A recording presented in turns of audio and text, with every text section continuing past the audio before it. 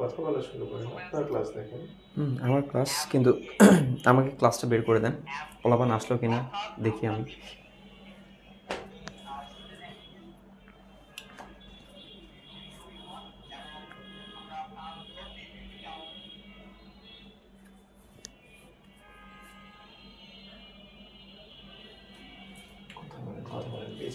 Student চলে আসুক। চুপ করে থাকলে তো দুইজন মাত্র, অনলি কথা আসবে আসবে, সুধা তো বলতে হবে। কথা বলেন ভাই, স্টুডেন্ট আসার পর কথা বলবেন। আচ্ছা, আসসালামু আলাইকুম। কি অবস্থা সবার, কেমন আছো? আশা করতেছি তোমরা সবাই ভালো আছো। যারা এই মুহূর্তে লাইভে যুক্ত আছো তোমাদের সবাইকে আজকের ক্লাসে স্বাগত জানাচ্ছি। সো ফার্স্ট অফ অল, যারা ক্লাসে যুক্ত আছো তারা সবাই একটু নিজেদের ফ্রেন্ডদেরকে মেনশন করে দাও ক্লাসের মধ্যে, আর ক্লাসটাকে একটু শেয়ার করে দাও। সবাই ক্লাসটাকে একটু শেয়ার করে দাও। যারা লাইভে যুক্ত আছো তারা একটু কমেন্ট করে জানাও তোমাদের কি অবস্থা, আর ফ্রেন্ডদেরকে সবাই মেনশন করে দাও ক্লাসে। আচ্ছা, নাজমুল হক বলতেছে আসসালামু আলাইকুম ভাইয়া। ওয়ালাইকুম আসসালাম। জেসিয়া বলতেছে কেমন আছেন? ভালো আছি আলহামদুলিল্লাহ। তারপরে মিম বলতেছে আসসালামু আলাইকুম ভাইয়া, কেমন আছেন? ওয়ালাইকুম আসসালাম, ভালো আছি। মারিয়া আক্তার বলে আসসালামু আলাইকুম। ওয়ালাইকুম আসসালাম। তারপরে খুশবু বলতেছে আসসালামু আলাইকুম। ওয়ালাইকুম আসসালাম। তোমাদের সবার কি অবস্থা? সবাই একটু ফ্রেন্ডদেরকে কাইন্ডলি মেনশন করে দাও, আর তোমাদের ক্লাসটাকে একটু শেয়ার করে দাও সবাই। আচ্ছা, সুমাইয়া বলতেছে আসসালামু আলাইকুম। ওয়ালাইকুম আসসালাম। ওকে, সবাই ক্লাসটাকে একটু শেয়ার করে দাও। হ্যাঁ, দ্রুত ক্লাসটাকে শেয়ার করে দাও, আর তোমাদের ফ্রেন্ডদেরকে একটু মেনশন করে দাও কাইন্ডলি। যে রাতুল বলতেছে কেমন আছেন? ভালো আছি আলহামদুলিল্লাহ।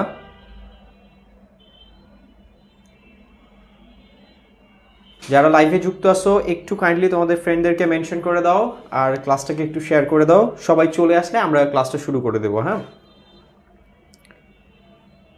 আচ্ছা, আফিফা বলতেছে আসসালামু আলাইকুম স্যার। ওয়ালাইকুম আসসালাম। আচ্ছা, সিনথিয়া আলফি বলতেছে আসসালামু আলাইকুম ভাইয়া। ওয়ালাইকুম আসসালাম। তারপরে আশা মিয়া বলতেছে আসসালামু আলাইকুম। ওয়ালাইকুম আসসালাম। ওকে ওকে ওকে, আচ্ছা, সবাই কাইন্ডলি একটু শেয়ার করে দাও, আর হচ্ছে তোমাদের ফ্রেন্ডদেরকে মেনশন করে দাও ক্লাসের মধ্যে। হ্যাঁ,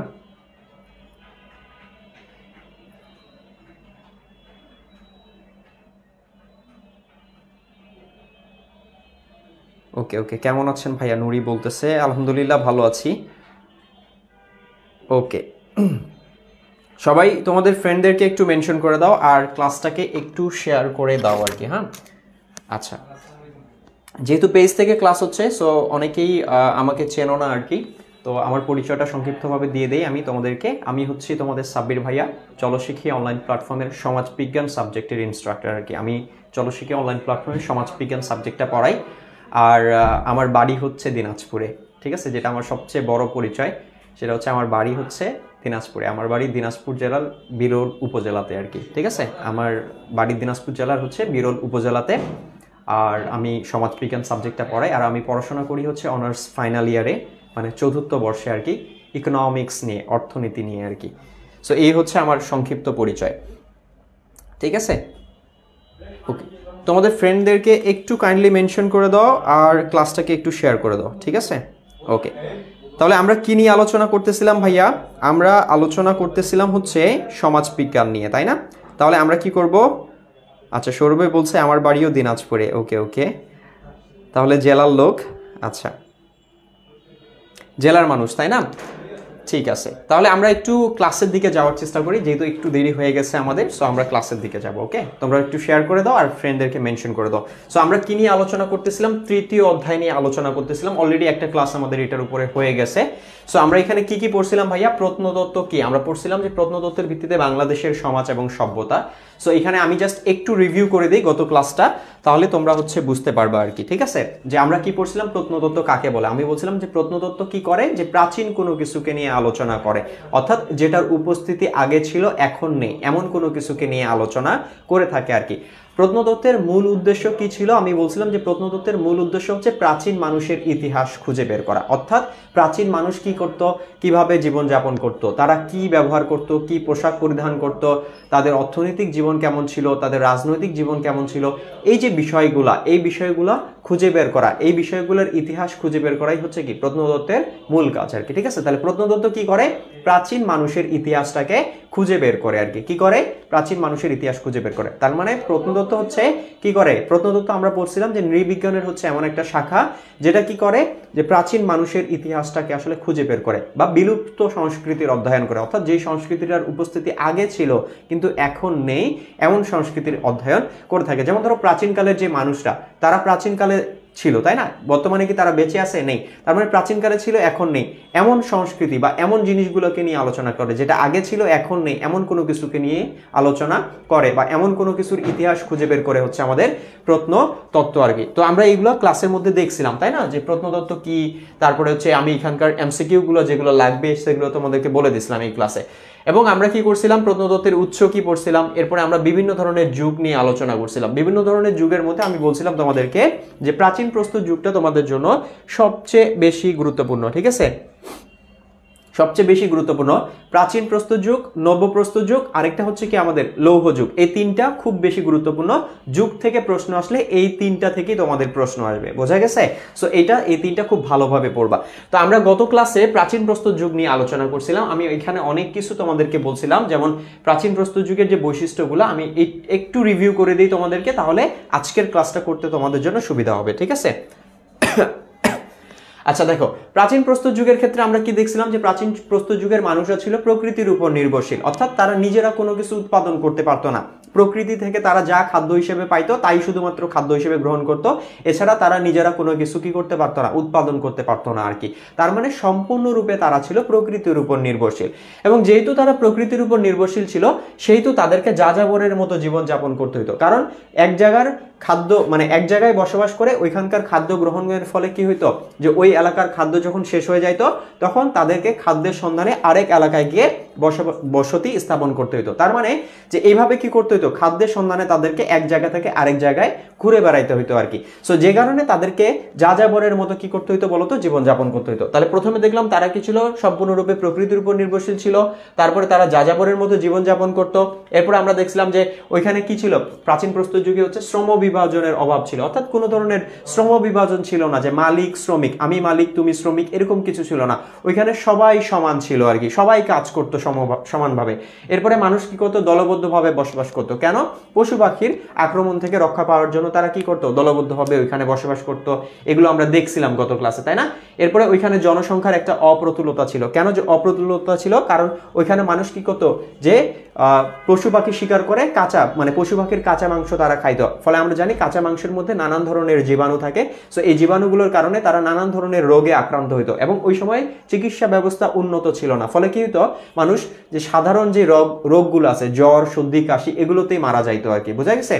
সো ওইখানে কি ছিল, জনসংখ্যার একটা অপ্রতুলতা ছিল। এরপরে সবাই কি করতো, সমভোগ করতো। সমভোগ বলতে কি, যে সবাই সমান ভোগ করতো, যার যতটুকু প্রয়োজন সে ততটুকুই ভোগ করতো, অতিরিক্ত কেউ ভোগ করতো না আর কি। এরপরে আমরা দেখছিলাম যে প্রাচীন প্রস্তর যুগে যে মানুষরা, এরা ছিল জাদুবিদ্যায় পারদর্শী ছিল, তাই না? জাদুবিদ্যা তারা পারতো।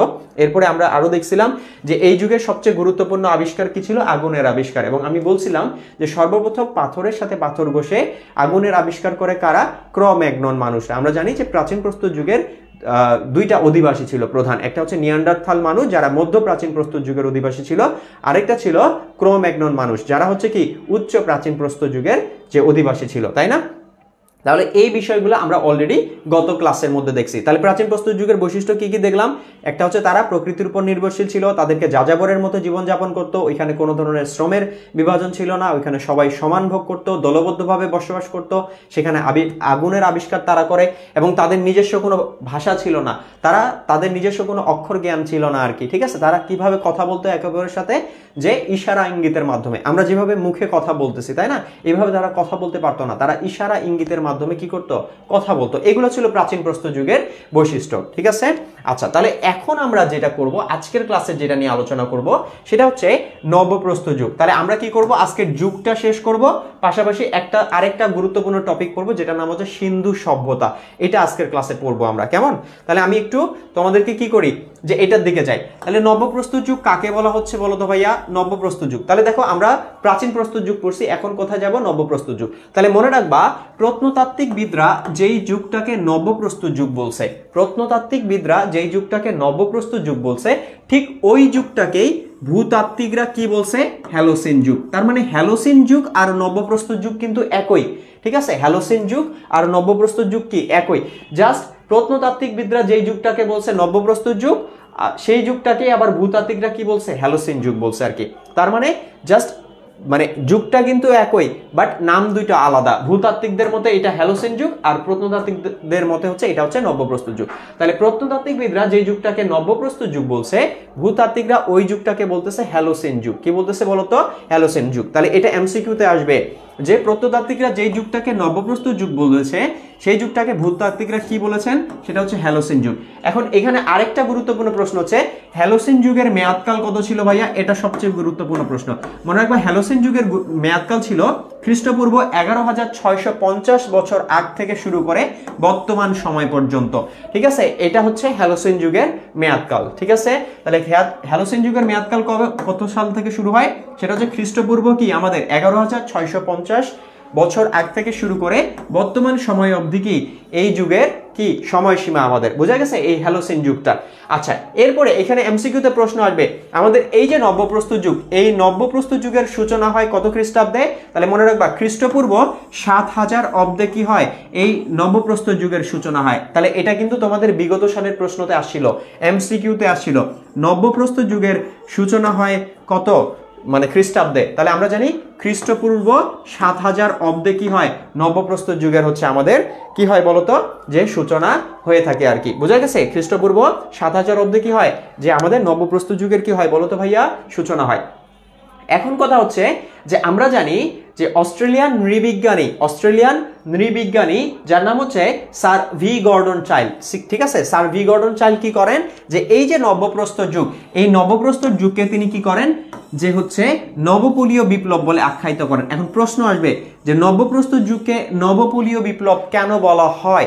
বলার অন্যতম কারণ হচ্ছে, দেখো আমরা প্রাচীন প্রস্তর যুগে কি দেখলাম, প্রাচীন প্রস্তর যুগে আমরা দেখছিলাম যে ওইখানে মানুষ কি ছিল, সম্পূর্ণরূপে প্রকৃতির উপর নির্ভরশীল ছিল।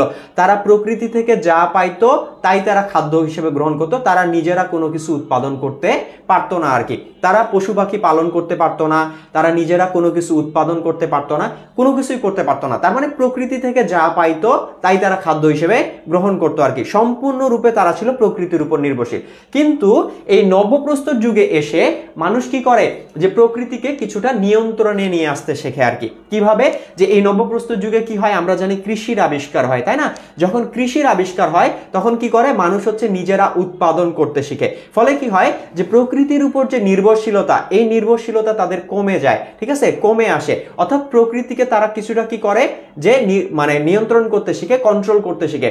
তারা কৃষির উৎপাদনের মাধ্যমে কি করতে পারে, মানে কৃষির আবিষ্কারের ফলে তারা নিজেরা উৎপাদন করতে পারে, উৎপাদন করতে শিখে। তারা পশু পাখিকে পোষ মানাইতে শিখে। এর ফলে কি হয়, যে তারা পশু পাখি লালন পালন করে কি করে, যে লালন পালন করতে শেখে। তারপরে হচ্ছে কি, যে বিভিন্ন ধরনের কৃষির যে কৃষি জাতীয় যে জিনিসপত্রগুলো আছে আর কি, এগুলো তারা হচ্ছে কি উৎপাদন করতে শেখে, ঠিক আছে, মানে অর্থাৎ খাদ্য উৎপাদন করতে তারা শেখে আর কি। তো এগুলোর ফলে কি হয়, যে দেখো আগে যেমন প্রকৃতির উপর নির্ভরশীল যখন ছিল, তখন কি ছিল, প্রকৃতি থেকে যা পাইতো তা খাইতো, জাস্ট প্রকৃতির উপর সম্পূর্ণরূপে ডিপেন্ডেন্ট ছিল, নিজেরা কিছু করতে পারতো না। বাট নবপ্রস্তর যুগে যখন কৃষির আবিষ্কার হয় তখন তারা নিজেরা উৎপাদন করতে শিখে। ফলে কি হয়, যে প্রকৃতিকে তারা কিছুটা কন্ট্রোলে নিয়ে আসে আর কি। তো এই যে পরিবর্তন, আগে কি ছিল, সম্পূর্ণরূপে প্রকৃতির উপর নির্ভরশীল ছিল, এখন কি করতে পারতেছে, নবপ্রস্তর যুগে এসে কৃষির আবিষ্কারের ফলে তারা নিজেরা উৎপাদন করতে পারতেছে। সো এই যে পরিবর্তন, এই পরিবর্তনটা লক্ষ্য করে sir V Gordon Childe, Australian নৃবিজ্ঞানী স্যার ভি গর্ডন চাইল্ড কি করেন, এই যে নবপ্রস্তর যে যুগটা আছে, এই নবপ্রস্তর যুগটাকে নবপলীয় বিপ্লব বলে আখ্যায়িত করেন আর কি, ঠিক আছে। নবপলীয় বিপ্লব বলে কি করেন ভাইয়া, আখ্যায়িত করেন। তাহলে প্রশ্ন আসবে যে নবপ্রস্তর যুগকে নবপলীয় বিপ্লব বলা হয় কেন বা কে আখ্যায়িত করেন, এমসিকিউতে আসতে পারে। তাহলে মনে রাখবা অস্ট্রেলিয়ান নৃবিজ্ঞানী স্যার ভি গর্ডন চাইল্ড। কেন? কারণ প্রাচীন প্রস্তর যুগে মানুষ কি ছিল, সম্পূর্ণরূপে প্রকৃতির উপর নির্ভরশীল ছিল। তারা নিজেরা কোনো কিছু উৎপাদন করতে পারতো না, প্রকৃতি থেকে যা পাইতো তাই খাইতো, ঠিক আছে। কিন্তু নব্যপ্রস্তর যুগে এসে কি হয়, কৃষির আবিষ্কার হয়। আর এই কৃষির আবিষ্কারের ফলে মানুষ নিজেরা কি করে, উৎপাদন করতে শিখে। ফলে কি হয়, প্রকৃতির উপর থেকে তাদের নির্ভরশীলতা কমে যায়, প্রকৃতিকে তারা কিছুটা কন্ট্রোল করতে শিখে। সো এই যে পরিবর্তন, এই পরিবর্তনটা লক্ষ্য করে অস্ট্রেলিয়ান নৃবিজ্ঞানী স্যার ভি গর্ডন চাইল্ড এই নবপ্রস্তর যুগকে কি করেন, নবপলীয় বিপ্লব বলে আখ্যায়িত করেন আর কি। বুঝা গেছে? কি বলেন ভাইয়া? নবপলীয় বিপ্লব বলে কি করেন, আখ্যায়িত করেন আর কি, ঠিক আছে। আচ্ছা, তাহলে আসো এখন আমরা দেখব এই যে নবপ্রস্তর যুগ, এই নবপ্রস্তর যুগের বৈশিষ্ট্যগুলা। একটু মনোযোগ সহকারে আমার কথাগুলো শোনো, দেখবা যে পড়াটা এইখানেই মুখস্থ হয়ে যাবে। আমি লিঙ্ক করে বুঝাই দিচ্ছি কোনটার সাথে কোনটার সম্পর্ক আছে, ঠিক আছে। তাহলে দেখার চেষ্টা করো একটু। তাহলে এইখানকার মনে রাখবা, উদ্দীপকে যদি দেখতে পাও ভাইয়া কৃষির আবিষ্কার, পশুকে পোষ মানাইতে শিখছে, তাহলে চোখ বন্ধ করে বুঝবা ওইটা নবপ্রস্তর যুগ হবে। কি হবে? নবপ্রস্তর যুগ। তাহলে মনে রাখবা, তাহলে দেখো এখানে কি হয়, নবপ্রস্তর যুগের সবচেয়ে গুরুত্বপূর্ণ আবিষ্কার হচ্ছে কৃষির আবিষ্কার। কিসের আবিষ্কার? কৃষির আবিষ্কার। এবং এই যুগে মানুষ পশুকে পোষ মানাইতে শেখায় আর কি, শেখে আর কি, ঠিক আছে। অর্থাৎ মানুষ কি করে, পশুকে পোষ মানাতে শেখে। তাহলে নবপ্রস্তর যুগের সবচেয়ে গুরুত্বপূর্ণ আবিষ্কারের নাম কি? কৃষির আবিষ্কার। এবং এই কৃষির আবিষ্কারের ফলে কি হয়, যে মানুষ হচ্ছে যে তোমার হচ্ছে খাদ্য উৎপাদন করতে শিখে। আগে সম্পূর্ণরূপে প্রকৃতির উপর নির্ভরশীল ছিল, বাট এখন কি হয়, তারা কৃষির আবিষ্কারের ফলে নিজেরা কি করে, উৎপাদন করতে শেখে আর কি। তাহলে যখন তারা নিজেরা উৎপাদন করতে শিখতেছে, তাহলে এই যুগের নবপ্রস্তর যুগের সবচেয়ে গুরুত্বপূর্ণ আবিষ্কার কি ভাইয়া? কৃষির আবিষ্কার। এবং এই যুগে মানুষ কি করে, পশুকে পোষ মানাইতে শেখে। তাহলে যখন তারা নিজেরা কি করলো, উৎপাদন করতে শিখতেছে, তখন তারা কি করতেছে, যে খাদ্যে স্বয়ং সম্পূর্ণতা অর্জন করতেছে। অর্থাৎ নবপ্রস্তর যুগে এসে মানুষ কি করে, খাদ্যে স্বয়ং সম্পূর্ণতা অর্জন করে। কেন খাদ্যে স্বয়ং সম্পূর্ণতা অর্জন করে? কারণ তারা নিজেরাই উৎপাদন করতে পারতেছে। তাহলে তাদের জন্য যতটুকু খাদ্য প্রয়োজন, তাদের জীবন জীবিকা নির্বাহের জন্য যতটুকু খাদ্য প্রয়োজন, ততটুকু তারা নিজেরাই উৎপাদন করতে পারতেছে। তাহলে কৃষির আবিষ্কারের ফলে মানুষ কি হয়, যে এই যুগে এসে খাদ্যে স্বয়ং সম্পূর্ণতা অর্জন করে। তাদের যতটুকু খাদ্য প্রয়োজন ততটুকু তারা উৎপাদন করতে শেখে।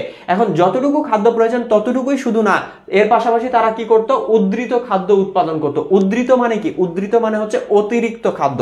অর্থাৎ তাদের যতটুকু লাগবে তার তুলনায় অতিরিক্ত খাদ্য তারা উৎপাদন করতে শেখে। এবং এই যে উদ্ধৃত যে খাদ্যগুলো আছে না, এই খাদ্যগুলো তারা কি করতো, যে তাদের যতটুকু লাগতো ততটুকু তারা রেখে দিত। রেখে দিয়ে বাকি যে উদ্ধৃত খাদ্যগুলো আছে না, এই খাদ্যগুলো তারা কি করতো, যে অন্য কারোর সাথে বিনিময় করত। কি করতো বলতো? বিনিময় করতো। ফলে কি হয়, এই যুগে ব্যবসা বাণিজ্যের প্রসার ঘটে এবং বিনিময় প্রথার প্রচলন শুরু হয়। বিনিময় প্রথাকে যেটাকে বলা হচ্ছে বার্টার সিস্টেম। কি বলা হচ্ছে বলতো? Barter system. সো এই যে বার্টার যে সিস্টেমটা আছে, এই বার্টার সিস্টেমটা কি ভাইয়া? বিনিময় প্রথাটা কি? দেখো, তুমি কোনো একটা জিনিস, বর্তমান সময়ের কথা যদি আমরা চিন্তা করি, আমরা কোনো একটা জিনিস কিনি, এর বিনিময়ে টাকা দিচ্ছি, এটাও কিন্তু বিনিময়। একটা পণ্য নিচ্ছি, টাকা দিচ্ছি, এটাও কিন্তু বিনিময়। কিন্তু দেখো, বার্টার সিস্টেম কিন্তু এই বিষয়টাকে বলা হয় না। অর্থাৎ বিনিময় প্রথা বলতে কোনটাকে বোঝাচ্ছে? বিনিময় প্রথা বলতে যে একটা পণ্য কিনে ওইটার বিনিময়ে আমরা টাকা দিচ্ছি, এটাকে কিন্তু বিনিময় প্রথা বলা হয় না। বিনিময় প্রথা বলা হচ্ছে যে পণ্যের বিনিময়ে পণ্য। কিসের বিনিময়ে বলতো? পণ্যের বিনিময়ে পণ্য। অর্থাৎ একটা পণ্যের বিনিময়ে যখন আরেকটা পণ্য, তুমি একটা পণ্যের জন্য যখন তুমি আরেকটা পণ্য কি করবা, বিনিময় করবা, তখন ওইটাকে বলা হচ্ছে বিনিময় প্রথা বা বার্টার সিস্টেম।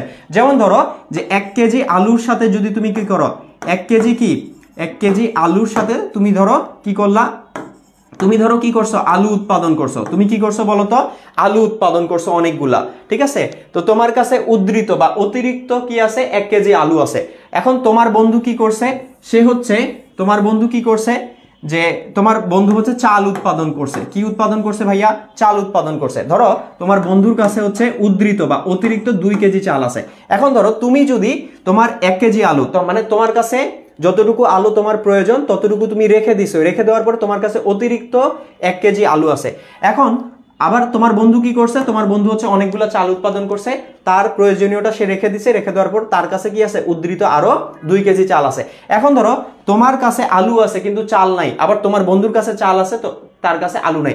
এখন ধরো তোমার বন্ধু কি করবে, যে তোমার বন্ধু তোমাকে যদি বলে যে আমার কাছে 2 কেজি চাল আছে উদ্ধৃত, আমি তোকে ওইটা দিয়ে দিচ্ছি, তুই তোর 1 কেজি আলু আমাকে দিয়ে দে। ফলে তুমি যে এই যে আলুর সাথে এই যে চালের যে কি করলা, এক্সচেঞ্জ করলা, অর্থাৎ একটা পণ্যের বিনিময়ে যখন আরেকটা পণ্য তুমি কি করলা, এক্সচেঞ্জ করলা, তখন যেটা হচ্ছে যে প্রথাটা আর কি, অর্থাৎ এই প্রথাটাকেই বলা হচ্ছে বিনিময় প্রথা। কি বলা হচ্ছে? বিনিময় প্রথা। পণ্যের বিনিময়ে পণ্য, অর্থাৎ একটা দ্রব্যের বিনিময়ে যখন আরেকটা দ্রব্য কি করা হয়, যে এক্সচেঞ্জ করা হয়, তখন সেটাকে বলা হচ্ছে বিনিময় প্রথা। অর্থাৎ চালের 2 কেজি চালের বিনিময়ে 1 কেজি আলু, অর্থাৎ যখন আলুর সাথে চাল তুমি কি করলা, বিনিময় করলা, তোমার 1 কেজি আলু তোমার বন্ধুকে দিয়ে দিলা, ওর 2 কেজি চাল তুমি নিয়ে নিলা। তার মানে একটা পণ্যের বিনিময়ে আরেকটা পণ্য যখন বিনিময় করলা, তখন এই যে এটাকেই বলা হচ্ছে বার্টার সিস্টেম বা বিনিময় প্রথা। ফলে কি হয়, ওই যুগে অর্থাৎ যে আমাদের নব্যপ্রস্তর যুগে কি হয়, যে এখানে বিনিময় প্রথার প্রচলন ঘটে। অর্থাৎ তারা যে উদ্ধৃত বা অতিরিক্ত যে খাদ্যগুলো তারা উৎপাদন করত, এগুলো তারা কি করত, এগুলো তারা এক্সচেঞ্জ করত। যে ধরো তার কাছে যেটা অতিরিক্ত আছে সেটা সে কি করত, অন্য কাউকে দিয়ে দিত, এবং তার যেটা প্রয়োজন সেটা সে অন্য কারো কাছ থেকে নিত আর কি। অর্থাৎ বিনিময় প্রথার কি হয়, যে প্রচলন এই যুগে ঘটে আর কি। বুঝা গেছে? কি হয় ভাইয়া? বিনিময় প্রথার প্রচলন ঘটে। এরপরে এইখানে কি হয়, ব্যক্তি মালিকানার উদ্ভব ঘটে। দেখো, আমি কোনো একটা জিনিস কি করছি, মানে পরিশ্রম করে উৎপাদন করছি, ফলে ওইটার মালিককে আমি, ঠিক আছে? এখন ধরো আমি পরিশ্রম করে উৎপাদন করছি, আমি তো আর মানুষকে দিতে চাইবো না, তাই না? ফলে কি হয়, যে দেখো ওই যুগে মানুষ কি করতে শিখে, যে কৃষির আবিষ্কারের ফলে মানুষ উৎপাদন করতে শিখে। ফলে কি হয়, যে এখানে একটা ব্যক্তি মালিকানার উদ্ভব ঘটে, যে আমি পরিশ্রম করে উৎপাদন করছি, তার মানে আমি হচ্ছি এই জিনিসটার মালিক। ফলে কি হয়, যে ব্যক্তি মালিকানার এখানে একটা উদ্ভব ঘটে। এবং এখানে কি হয়, যে পরিবারের উৎপত্তি ঘটে। পরিবারের উৎপত্তির বিষয়টা এই যাযাবর জীবনের সমাপ্তির সাথে জড়িত। কিভাবে? দেখো, যে আমরা জানি যে প্রাচীন প্রস্তর যুগে মানুষ কি করতো ভাইয়া, যাযাবরের মতো এক জায়গা থেকে আরেক জায়গায় ঘুরে বেড়াইতো। কেন? খাদ্যের সন্ধানে, তাই না? এটা আমরা গত ক্লাসে আমি কিন্তু বুঝাই দিছি সুন্দরভাবে। কিন্তু দেখো, এই যুগে এসে, নব্যপ্রস্তর যুগে এসে যাযাবর জীবনের পরিসমাপ্তি ঘটে। অর্থাৎ মানুষ আর যাযাবরের মতো এক জায়গা থেকে আরেক জায়গায় ঘুরে বেড়াটা মানুষের কি হয়ে যায়, বন্ধ হয়ে যায়। মানুষ স্থায়ীভাবে কোনো একটা জায়গায় বসবাস শুরু করে। এর পিছনে কারণ কি? কারণ হচ্ছে এই কৃষির আবিষ্কার। ধরো তুমি কি করবা, ধান উৎপাদন করবা। কি করবা? ধান উৎপাদন করবা। তোমার 1 বিঘা জমি আছে, ওই 1 বিঘা জমিতে তুমি কি করবা, ধান উৎপাদন করবা। ধরো তুমি দিনাজপুরে কি করছো, যে ধান উৎপাদন করছো, 1 বিঘা জমিতে তুমি ধান লাগাইছো। তাহলে 1 বিঘা জমিতে তুমি যদি ধান লাগাই, দিনাজপুরে 1 বিঘা জমিতে তুমি ধান লাগাইছো, লাগাই কি করছো, তুমি রাজশাহীতে চলে আসছো। এখন দেখো, যে দিনাজপুরে যে ধান, যে তুমি 1 বিঘা জমিতে যে ধান লাগাইলা, ওই ধানগুলো যদি তুমি পরিচর্যা না করে রাজশাহীতে চলে আসো, রাজশাহী থেকে ঢাকা যাও, ঢাকা থেকে চট্টগ্রাম যাও, এভাবে যদি ঘুরে বেড়াও, তাহলে তুমি যদি ওই ধান গাছগুলো যদি পরিচর্যা না করো, তাহলে কি তুমি এখান থেকে উৎপাদন পাবা, ফলন পাবা কি, ভালো ফলন পাবা কি, পাবা না। ফলে কি হচ্ছে দেখো, যে ফলে মানুষ কিন্তু আর যাযাবরের মতো জীবনযাপন করতে পারতেছে না, তাই না? মানে কোনো একটা জিনিস উৎপাদন করার জন্য তাদেরকে স্থায়ীভাবে বসবাস করতে হচ্ছে। এখন ধান থেকে তুমি ভালো ফলন কখন পাবা? তুমি যে 1 বিঘা জমিতে ধান লাগালে, ওইখান থেকে তুমি চাল বা ধানের ফলন ভালো কখন পাবা? যখন তুমি ওইখানে স্থায়ীভাবে বসবাস করবা, ধান গাছগুলোর পরিচর্যা করবা, প্রয়োজন মতো বীজ দিবা, সার দিবা।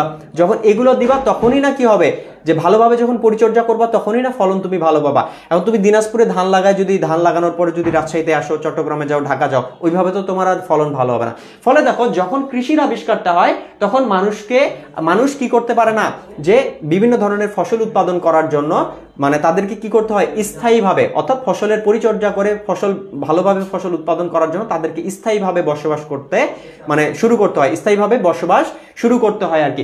যার কারণে কি হয়, এই যুগে যাযাবর জীবনের কি হয় ভাইয়া, একটা পরিসমাপ্তি ঘটে। অর্থাৎ মানুষ কি করে না, এক জায়গা থেকে আরেক জায়গায় ঘুরে বেড়া, অস্থায়ীভাবে যে ঘুরে বেড়া, এই ঘুরে বেড়াটা মানুষের বন্ধ হয়ে যায়। মানুষকে স্থায়ীভাবে বসবাস করতে শুরু হয়, করার প্রয়োজনীয়তা দেখা যায়। ফলে কি হয়, যখন মানুষ স্থায়ীভাবে বসবাস করা শুরু করে, তখন মানুষ স্থায়ীভাবে বসবাস করলে কি করবে, যে তখন বিয়ে শাদী করে, তারা কি করে, যে বিয়ে শাদী করে আর কি। এর ফলে কি হয়, যে এই যুগে পরিবারেরও একটা উৎপত্তি হচ্ছে আমাদের লক্ষ্য করা যায় আর কি। তাহলে আমরা কি দেখলাম ভাইয়া, আমরা দেখলাম যে এই যুগের সবচেয়ে গুরুত্বপূর্ণ আবিষ্কার হচ্ছে কৃষির আবিষ্কার।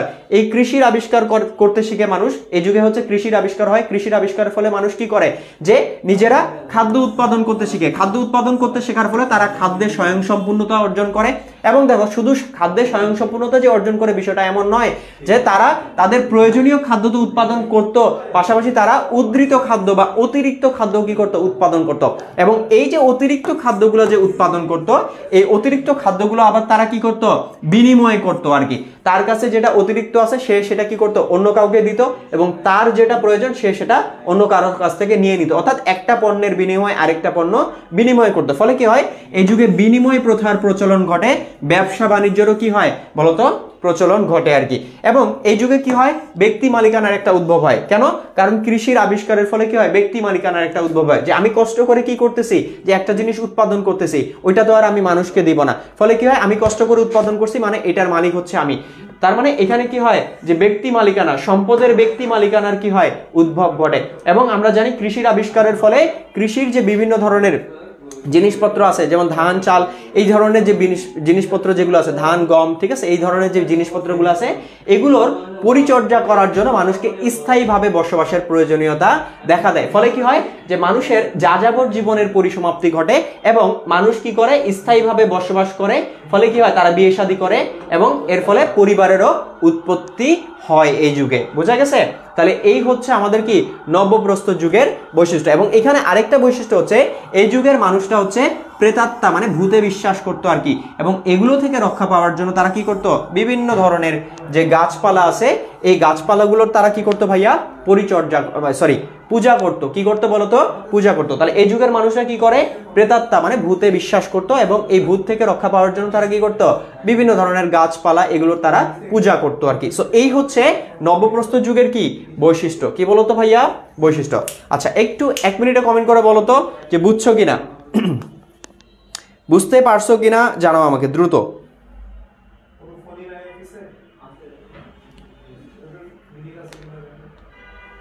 বলো আমাকে, বুঝা গেছে এটা? ক্লিয়ার সবাই?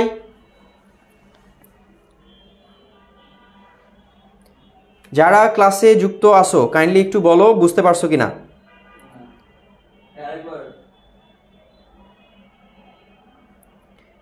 ওকে, বেলাল ইসলাম বলতেছে বুঝছি। ওকে, সিফাত ইসলাম বলতেছে হ্যাঁ। ওকে ওকে ওকে, তারপরে তারপরে তারপরে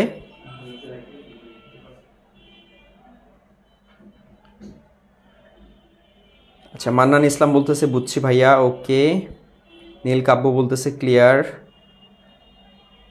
আচ্ছা, নাহিদ বলতেছে আলহামদুলিল্লাহ, কলেজেও এইভাবে বোঝায় না। আচ্ছা আচ্ছা, পরে নুহা বলতেছে ক্লিয়ার। ওকে, রাইসা বলতেছে ক্লিয়ার। ওকে ওকে ওকে ওকে, তাহলে সবাই ক্লিয়ার তাই না? যারা ক্লাসে যুক্ত আছো কাইন্ডলি একটু ক্লাসটাকে শেয়ার করে দিবা। আর হ্যাঁ, আরেকটা বিষয় সম্পর্কে তোমাদেরকে আমি যদি বলি, তোমরা সবাই জানো আমাদের গতকালকে কিন্তু FRB 3.0 যে কোর্সটা, এই কোর্সের কিন্তু আমরা হচ্ছে একটা লাইভ করছিলাম সন্ধ্যা 6টার দিকে। ওখানে কিন্তু আমাদের, তোমরা জানো যে তোমাদের জন্য আমাদের একটা FRB 3.0 নামে একটা কোর্স আসতেছে আর কি সামনে। সো ওই কোর্সের ভর্তি কিন্তু আমাদের 15ই ডিসেম্বর থেকে শুরু হবে আর কি। ওটার প্রি বুকিং কিন্তু অলরেডি শুরু হয়ে গেছে। প্রি বুকিং তুমি যদি করো তাহলে কিন্তু ডিসকাউন্টে তুমি ওখানে কি করতে পারবা, ভর্তি হইতে পারবা, ঠিক আছে? সো প্রি বুকিং এর যেই মানে হচ্ছে ডিটেলস, এই ডিটেলসটা হচ্ছে আমাদের ক্যাপশনে দেওয়া আছে, তোমরা ওইখান থেকে ডিটেলসটা হচ্ছে দেখে নাও, ঠিক আছে? এখানে দেখে নাও এবং হচ্ছে দ্রুত প্রি বুকিং করে ফেলো আর কি। যারা ভর্তি হতে চাও, মানে আমাদের কোর্সগুলোতে যারা হচ্ছে এনরোল করতে চাও, তারাই একমাত্র প্রি বুকিং করে নাও আর কি। FRB 3.0 জিনিসটা সময় FRB 3.0 জিনিসটা কি একটু বলে দেন ভাইয়া? FRB 3.0 কোর্স হচ্ছে মানবিক এবং বাণিজ্য বিভাগের স্টুডেন্টদের জন্য আর কি, যেখানে আমরা বাংলা, ইংরেজি, আইসিটির পাশাপাশি মানবিক বিভাগের 13টা সাবজেক্ট এবং আমরা হচ্ছে বাণিজ্য বিভাগের 4টা সাবজেক্ট এখানে পড়াবো। এখানে ক্লাস কি আপনারাই নেবেন নাকি অন্য টিচার? না, অবশ্যই আমরাই নেব। ওই যে অনেক প্ল্যাটফর্ম আছে ভাই, মানে ফ্রি ক্লাস দেয় বেস্ট টিচার দিয়ে, আর পেড ক্লাস দিয়ে যেমন তেমন টিচার দিয়ে। না, কখনোই না। এখানে আমরাই ফ্রি ক্লাস নেই, আবার আমরাই হচ্ছে পেডের মধ্যে ক্লাস নেই। এবং আমরা এখানে ফ্রিতে যেভাবে পড়াচ্ছি, পেডেও ঠিক সেম এভাবেই পড়াবো প্রত্যেকটা জিনিস। কোর্স ফি কি বেশি অনেক? তাহলে তো কোর্স ফি অনেক বেশি হওয়ার কথা। কোর্স ফি অন্যান্য জায়গায় যদি একজন স্টুডেন্ট বাংলা, ইংরেজি বা আইসিটি যে কোনো একটা সাবজেক্টও যদি পড়তে যায়, তারপরেও তাকে মিনিমাম 10,000 টাকার মতো খরচ করতে হবে, মিনিমাম ন্যূনতম। মানে ধরো কিন্তু প্রত্যেক মাসে 1,000 টাকা দিতে হবে। কিন্তু এখানে যদি পুরো বান্ডেল কোর্সটাতে যদি আমাদের ভর্তি হয়, বাংলা, ইংরেজি, আইসিটি পাশাপাশি তার যে মানবিক বিভাগের যে 4টা সাবজেক্ট আছে এগুলোতে, তাহলে সে মাত্র 2490 টাকা দিয়ে ভর্তি হতে পারবে। এটা খুবই রিজনেবল একটা। এবং এই কোর্সটাতে আমরা কিন্তু একদম শেষ পর্যন্ত পড়াবো, তোমাদের পরীক্ষার আগ পর্যন্ত পড়াবো আমরা। এবং এখানে শুধু পড়াবো না, তোমাদেরকে সিকিউ, এমসিকিউ পড়ানো হবে, পাশাপাশি পরীক্ষা নেওয়া হবে। ইভেন আমাদের যে তৈরি যে স্লাইডগুলো, এই স্লাইডগুলো তোমরা পেয়ে যাবে। আরেকটা জিনিস জানা না ভাই, আমাদের যারা মানে ধরেন প্রথম দিকে যারা যুক্ত হয়ে যাবে, তারা কিন্তু তাদের টেস্ট পরীক্ষার জন্য আমাদের যে ফাইনাল রিভিশন ব্যাচ 2.0টা আছে না, ওই গ্রুপের ক্লাসের মানে ক্লাসগুলো কিন্তু ওদেরকে আর্কাইভ হিসেবে দিয়ে দেওয়া হবে। হ্যাঁ হ্যাঁ, এই ভালো কথা মনে করাই দিছো তুমি। যে তোমরা যারা আমাদের এই যে FRB 3.0 কোর্সে যারা এনরোল করবা, ঠিক আছে, এটার ক্লাস তো শুরু হবে আমাদের জানুয়ারি থেকে, তাই না? কিন্তু এর আগে কিন্তু তোমাদের আবার দেখো মাঝখানে আবার টেস্ট পরীক্ষা আছে। সো এই টেস্ট পরীক্ষার প্রিপারেশন নেওয়ার জন্য আমাদের যে রেকর্ডেড ক্লাস আছে ফাইনাল রিভিশন বেস আমাদের যে 2.0 ওইটার হচ্ছে আমরা আমাদের যে রেকর্ডেড ক্লাসগুলো আছে ওই রেকর্ডেড ক্লাসগুলো তোমাদেরকে ফ্রিতে দিয়ে দিব। আপাতত তোমরা ওই ক্লাসগুলো করে তোমাদের টেস্ট পরীক্ষার প্রিপারেশন নিতে পারবা এবং পরবর্তীতে যখন হচ্ছে আমাদের ক্লাসগুলো শুরু হবে তখন আবার FRB 3.0 কোর্সে তোমরা মানে ক্লাসগুলো করতে পারবা আর কি। তো সিদ্ধান্ত তোমাদের, প্রি বুকিং করবো তোমরা সবাই ভাইয়া, তাড়াতাড়ি দ্রুত প্রি বুকিং করে ফেলা। সাব্বির ভাইকে যারা পছন্দ করো তারা আরো আগে করবা, ঠিক আছে? ঠিক আছে। আচ্ছা, তাহলে যারা যারা প্রি বুকিং করনি তারা কাইন্ডলি একটু করে নিবা, ঠিক আছে? যারা আসলেই আমাদের ক্লাসগুলো যাদের ভালো লাগে, যারা হচ্ছে আমাদের কোর্সগুলোতে এনরোল করতে চাও তারা হচ্ছে অবশ্যই প্রি বুকিং করে নিবা। এবং তোমাদের জন্য আমি বলতে পারি এতটুকুই যে এই কোর্সটাতে এনরোল করার পরে তুমি নিজেই বলবা যে এই কোর্সটাতে এনরোল করাটা তোমার জীবনের সবচেয়ে সেরা সিদ্ধান্ত ছিল, ঠিক আছে? এটা আমি বলবো না, তুমি নিজেই বলবা কোর্সটা শেষ করার পরে। ওকে, যাই হোক, তাহলে আমরা পরের দিকে আসি, কেমন? তাহলে আমরা কোথায় ছিলাম? যে নব্যপ্রস্তর যুগ সম্পর্কে আমরা দেখছি, তাই না ভাইয়া? এখন চলো আমরা কোথায় যাব? তাহলে নব্যপ্রস্তর যুগ শেষ, এখন আমরা কি পড়বো? এই যে বাকি যে যুগগুলো আছে এই যুগগুলোর দিকে একটু যাওয়ার চেষ্টা করি। এখন যে যুগটা পড়বো সেটার নাম হচ্ছে তাম্রযুগ। কি বলতো? তাম্রযুগ। আমরা জানি ইতিহাসের মধ্যে তাম্রযুগের তেমন একটা গুরুত্ব নেই আর কি, ঠিক আছে? তাম্রযুগ সম্পর্কে তেমন কিছু বলা নেই। তারপরে জাস্ট আমি একটু বলে দেই তোমাদের MCQতে যাতে মিস না হয় আর কি কোনোভাবে, ঠিক আছে? আচ্ছা, কোনোভাবেই যাতে MCQতে মিস না হয়। তাহলে দেখো তাম্রযুগ কি? তাম্রযুগ হচ্ছে, মনে রাখবা, নব্যপ্রস্তর যুগ এবং এই যে ব্রোঞ্জ যুগ, এই দুইটা যুগের মাঝামাঝি একটা সময়, এটাকে বলা হচ্ছে তাম্রযুগ। ব্রোঞ্জ যুগ এবং আমাদের কি যে নব্যপ্রস্তর যুগের মাঝামাঝি সময়টাকে বলা হচ্ছে তাম্রযুগ। কি বলা হচ্ছে ভাইয়া বলো তো? তাম্রযুগ। আচ্ছা, এই যুগটাকে ভাইয়া তাম্রযুগ কেন বলা হচ্ছে? কারণ হচ্ছে ভাইয়া এই যুগে হাতিয়ার তৈরির জন্য তামা ব্যবহার করা হইতো, এই জন্য এটাকে বলা হচ্ছে তাম্রযুগ। অর্থাৎ হাতিয়ার বলতে কি, যে বিভিন্ন ধরনের যন্ত্রপাতি যেমন দা, কুঠার, এই যে জিনিসগুলা, এগুলো তৈরি করার জন্য কি করা হইতো বলতো? যে হচ্ছে আমাদের তামা ব্যবহার করা হইতো, এই জন্য এই যুগটাকে বলা হচ্ছে তাম্রযুগ। কি বলা হচ্ছে বলতো? তাম্রযুগ বলা হচ্ছে। তাহলে দেখো তাম্রযুগ কাকে বলা হয়? যে এটা হচ্ছে নব্যপ্রস্তর। তাম্রযুগ কোনটা? তাম্রযুগ হচ্ছে নব্যপ্রস্তর যুগ এবং ব্রোঞ্জ যুগের একটা মাঝামাঝি সময় হচ্ছে এই তাম্রযুগ। এবং এই তাম্রযুগের আমরা জানি কি যে যন্ত্রপাতি, বিভিন্ন ধরনের যন্ত্রপাতি এবং অস্ত্র তৈরির প্রধান উপাদান ছিল কি? তামা। কি বলতো ভাইয়া? তামা। এটাকে তাম্রযুগ বলা হচ্ছে এই জন্যই যে এখানে বিভিন্ন ধরনের যন্ত্রপাতি এবং অস্ত্র তৈরির জন্য কি করা হয়তো? তামা ব্যবহার করা হয়তো, অর্থাৎ হাতিয়ার তৈরির ক্ষেত্রে তামা ব্যবহার করা হয়তো, এই জন্য এই যুগটাকে বলা হয় তাম্রযুগ। কি বলা হয় বলতো ভাইয়া? তাম্রযুগ বলা হয়ে থাকে। এখন প্রশ্ন আসতে পারে যে ধাতুর মধ্যে সর্বপ্রথম কোন ধাতুর ব্যবহার শুরু হয়? তাহলে এখানে উত্তর হবে কি? তামা। ঠিক আছে, মনে রাখবা ধাতুর মধ্যে সর্বপ্রথম ধাতু কোনগুলো? যেমন তামা, লোহা, ঠিক আছে, আরো বিভিন্ন ধরনের যে বিষয়গুলো আছে এগুলো হচ্ছে ধাতু। সো ধাতুর মধ্যে ব্রোঞ্জ, ঠিক আছে। তাহলে ধাতুর মধ্যে কোন ধাতুর ব্যবহার সর্বপ্রথম শুরু হয়? তামার ব্যবহার। MCQতে আসে কিন্তু পরীক্ষায়, মনে রাখবা। তাহলে ধাতুর মধ্যে সর্বপ্রথম তামার ব্যবহারটা শুরু হয়। ওকে, আচ্ছা, তাহলে তাম্রযুগের ক্ষেত্রে আমি যেটা বললাম যে ইতিহাসে তাম্রযুগের তেমন কোনো ধরনের বর্ণনা নেই, জাস্ট আমরা একটু করে দেখার চেষ্টা করব। তাম্রযুগের বিশেষ অবদান ছিল কি কি? যে বিশেষ অবদান হচ্ছে এই যুগে কি করে মানুষ হচ্ছে সমুদ্রের স্রোত দেখে দিক নির্ণয় করতে শিখে। কি করতে শিখে ভাইয়া? সমুদ্রের স্রোত দেখে তারা হচ্ছে দিক নির্ণয় করতে শিখে এই যুগে এসে, বোঝা গেছে? এবং এই যুগে মানুষ বিভিন্ন ধরনের যে অস্ত্রশস্ত্র, এই অস্ত্রশস্ত্র তৈরির জন্য কি করত? যে তারা হচ্ছে যে তামার বিভিন্ন ধরনের কি আত্মরক্ষার জন্য, অর্থাৎ আত্মরক্ষা ও যুদ্ধের উপযোগী অস্ত্রশস্ত্র তৈরি করতে শেখে আর কি এই যুগে। মানে যুদ্ধ করার জন্য বিভিন্ন ধরনের যে অস্ত্রশস্ত্র, এই অস্ত্রশস্ত্রগুলো তারা তৈরি করতে শেখে। তাহলে তাম্রযুগের ক্ষেত্রে আমরা দুইটা বৈশিষ্ট্য দেখলাম, একটা হচ্ছে এই যুগে মানুষ সমুদ্রের স্রোত দেখে দিক নির্ণয় করতে শেখে একটা, আরেকটা হচ্ছে যে কি করে যে তারা নিজেদের আত্মরক্ষার জন্য এবং যুদ্ধের জন্য কি করে বিভিন্ন ধরনের অস্ত্র শস্ত্র তারা নির্ণয় করতে শেখে আর কি। সো এই হচ্ছে আমাদের তাম্রযুগ সম্পর্কে, বোঝা গেছে? তাহলে এটা জাস্ট MCQর জন্য লাগবে, তোমাদের সিকিউর জন্য লাগবে না, এই জন্য আমি জাস্ট মূল পয়েন্টগুলো বলে দিলাম তোমাদেরকে। ওকে, আচ্ছা, তাহলে আসো এখন কোথায় যাব? এখন যাব ব্রোঞ্জ যুগে। খুবই খুবই খুবই গুরুত্বপূর্ণ ভাইয়া। দেখো ব্রোঞ্জ যুগ কোনটাকে বলতেছি আমরা?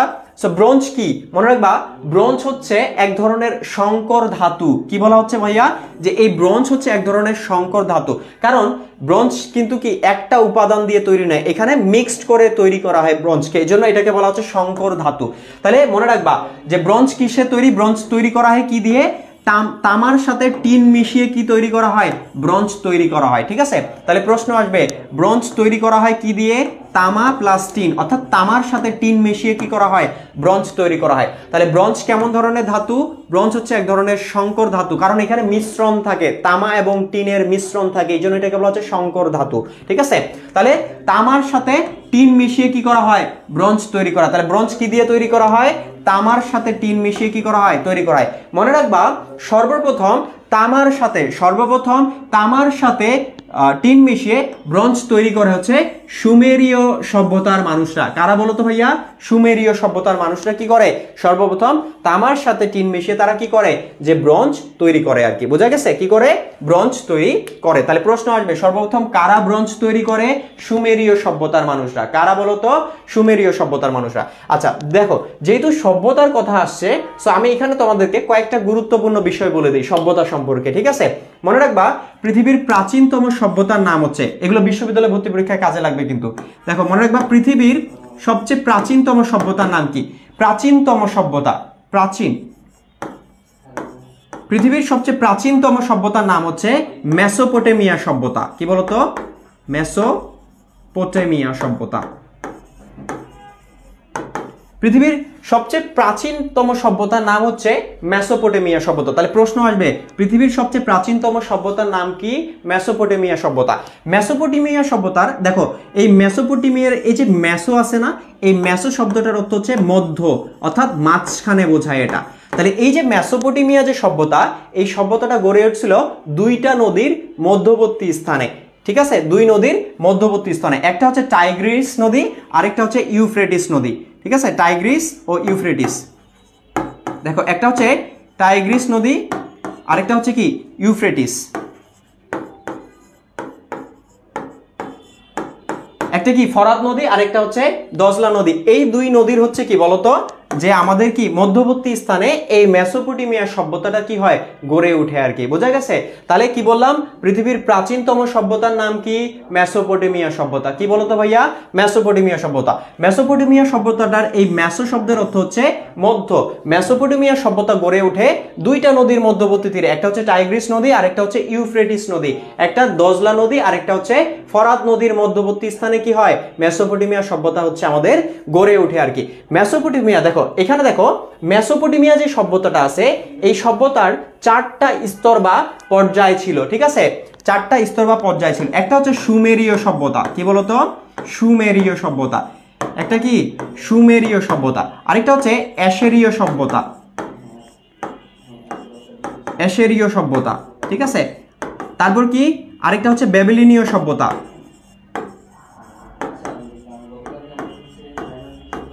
ব্যাবিলনীয় সভ্যতা। আরেকটা কি, ক্যালোডীয় সভ্যতা,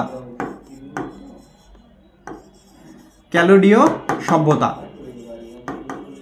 একটু আগে দেখো তো ভাইয়া আমি কি বলছি তোমাদেরকে, যে পৃথিবীর প্রাচীনতম সভ্যতার নাম হচ্ছে মেসোপটেমিয়া সভ্যতা। এখন দেখো মেসোপটেমিয়া সভ্যতার কয়টা স্তর ছিল, চারটা স্তর ছিল। সুমেরীয় সভ্যতা, অ্যাশরীয় সভ্যতা, ব্যাবিলনীয় সভ্যতা, আরেকটা হচ্ছে ক্যালোডীয় সভ্যতা। তাহলে দেখো যদি অপশনের মধ্যে মেসোপটেমিয়া সভ্যতা না থাকে, যদি প্রশ্নটা আসে এরকম পৃথিবীর প্রাচীনতম সভ্যতার নাম কি, আর ওই অপশনে যদি মেসোপটেমিয়া সভ্যতা না থাকে, তাহলে উত্তর হবে সুমেরীয় সভ্যতা। তখন পৃথিবীর প্রাচীনতম সভ্যতার নাম দিবা কি, সুমেরীয় সভ্যতা। আর যদি মেসোপটেমিয়া সভ্যতার নামটা থাকে, তাহলে উত্তর মেসোপটেমিয়া সভ্যতা হবে। কিন্তু যদি মেসোপটেমিয়া সভ্যতার নামটা না থাকে, তখন উত্তর হবে সুমেরীয় সভ্যতা। তাহলে যদি প্রশ্ন আসে পৃথিবীর প্রাচীনতম সভ্যতার নাম কি, আমরা জানি মেসোপটেমিয়া সভ্যতা। কিন্তু যদি অপশনে মেসোপটেমিয়া সভ্যতা শব্দটা না থাকে, তখন উত্তর কি দিব, সুমেরীয় সভ্যতা দিব। কি দিব বলতো, সুমেরীয় সভ্যতা দিব আর কি। তাহলে এই যে ভাইয়া সুমেরীয় যে সভ্যতা আছে, এই সুমেরীয় সভ্যতার কিন্তু কি আছে বলতো, আমাদের অবদান আছে। কি আছে বলতো, যে আমাদের অবদান আছে। ঠিক আছে, তাহলে এই যে সুমেরীয় সভ্যতা, দেখো সুমেরীয় সভ্যতার কিছু অবদান আছে, অ্যাশরীয় সভ্যতার আছে, ব্যাবিলনীয় সভ্যতার আছে। যেমন এই যে ব্যাবিলনীয় সভ্যতার কথা যদি আমি বলি, তাহলে দেখো হাম্মুরাবি আইনের কথা তো আমরা সবাই শুনছো, তাই না? হাম্মুরাবি, হাম্বুরাবি আইনের কথা শুনছো? পৃথিবীর প্রথম লিখিত আইনের নাম হচ্ছে হাম্বুরাবি আইন। সো এই হাম্বুরাবি আইন হচ্ছে এই ব্যাবিলনীয় সভ্যতার কি, যে আমাদের অবদান। কিসের অবদান ভাইয়া? ব্যাবিলনীয় সভ্যতার অবদান। আচ্ছা, এরপরে অ্যাশরীয় যে সভ্যতা আছে ভাইয়া, এই অ্যাশরীয় সভ্যতার অবদান কি? এই অ্যাশরীয় সভ্যতার যে মানুষরা, এই মানুষরা পৃথিবীকে প্রথম অক্ষাংশ এবং দ্রাঘিমাংশে কি করে? পৃথক করে। এবং দেখো আমরা জানি বৃত্ত কত? 360 ডিগ্রি, তাই না? তাহলে এরাই সর্বপ্রথম কি করে? বৃত্তকে 360 ডিগ্রিতে কি করে? বিভক্ত করে আর কি। কি করে বলতো? যে 360 ডিগ্রিতে এরা হচ্ছে বিভক্ত করে। কারা? এই অ্যাশরীয় সভ্যতার মানুষরা। কারা বলতো ভাইয়া? অ্যাশরীয় সভ্যতার মানুষরা কি করে? বৃত্তকে 360 ডিগ্রিতে বিভক্ত করে এবং এরাই প্রথম পৃথিবীকে কি করে? অক্ষাংশ এবং দ্রাঘিমাংশে তারা বিভক্ত করে। এটা হচ্ছে অ্যাশরীয় সভ্যতার মানুষদের অবদান। আরো আছে অনেকগুলো, ঠিক আছে? ব্যাবিলনীয় সভ্যতার মানুষদের অবদান কি? হাম্বুরাবি আইন। পৃথিবীর প্রথম লিখিত আইনের নাম হচ্ছে হাম্বুরাবি আইন। এই হাম্বুরাবি আইন হচ্ছে তারা ইয়া করে।